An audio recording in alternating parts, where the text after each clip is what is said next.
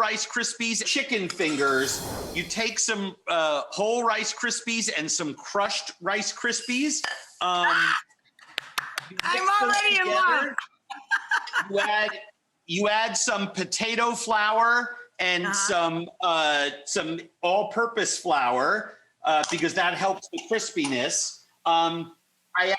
I add some of my signature French kiss spice because I adult it up a little bit with some tarragon and shallots and other seasonings. And you just give that a good, healthy mix. And then very, very, very simple, you take a boneless, skinless chicken thigh and you dip it in butter.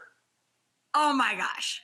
And then you put your crunchy topping, your dredge on it. And it comes out like that. Now, a lot of people, and I've experimented with this a lot over the years because I absolutely adore it. I mean, this is decadent food at its finest. The combination of flours and the crushed Rice Krispies along with the whole Rice Krispies allow for better coverage and texture. A lot of dare I say it, other people like to use just whole Rice Krispies, but it doesn't work as well. You get much better adherence on the chicken that way. So you just keep going and you put those in a 400-degree oven for 35 or so minutes, right in the middle of the oven. And what happens is you wind up with this. The butter going through the Krispies and the coating and the herbs. My gosh. Oh! So you wind up with this. So these are crunchy, elegant sort of chicken fingers. The buttery crust on the bottom here, this stuff. Is the best. That's what you fight for. This stuff right there. Woo!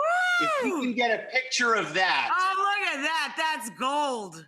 Yeah, gold. That is it. And I make sure to put those on the plate. Yes. No, I'm totally lying. I usually eat those myself.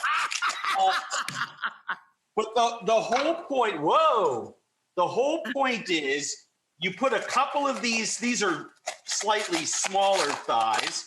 You put 2 or 3 of those on a plate, and then the magic of this is that put a lime or a lemon section on that plate. Yes, right? Yes. And then one of the things that we used to do is while this was cooking, my kid would want to have some chips and queso.